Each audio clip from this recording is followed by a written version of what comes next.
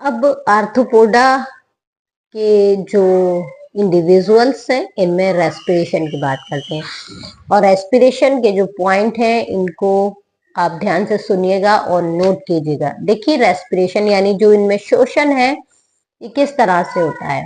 तो सबसे पहले अगर हम ये बात करें कि आर्थ्रोपोडा के जितने भी इंसेक्ट हैं एनिमल हैं ये ऑल हैबिट और ऑल हैबिटाट को शो करते हैं। यानी ये अगर एक्वेटिक हैं तो ये फ्रेश वाटर भी होंगे और मैरीन वाटर भी होंगे। ठीक है, तो एक्वेटिक एनिमल्स में मोस्टली गिल्स प्रेजेंट होते हैं।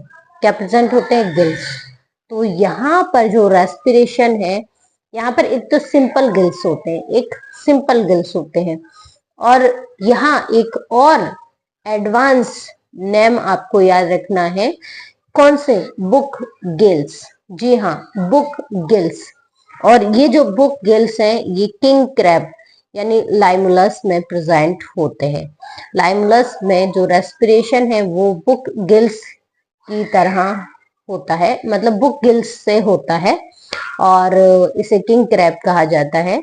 तो एक बार बुक गिल्स का जो डायग्राम है वो आप जरूर देखिएगा कि किस तरह से बुक गिल्स होते हैं। ठीक है, सिंपल गिल्स और बुक गिल्स में डिफरेंशिएशन जरूर देखिएगा।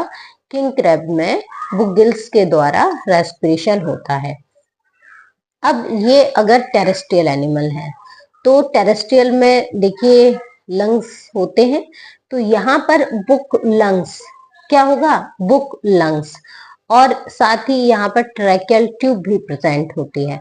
तो बुक लंग्स प्रेजेंट होते हैं स्कॉर्पियन में, स्कॉर्पियन में, स्पाइडर में बुक लंग्स प्रेजेंट होते हैं।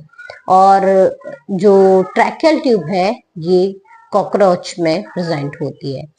तो यहाँ पर जो बुक लंग्स है स्कॉर्पियन और स्पाइडर में तो दोनों को ही देखिएगा आप, लंग, बुक लंग्स और बुक गिल्स और गिल्स।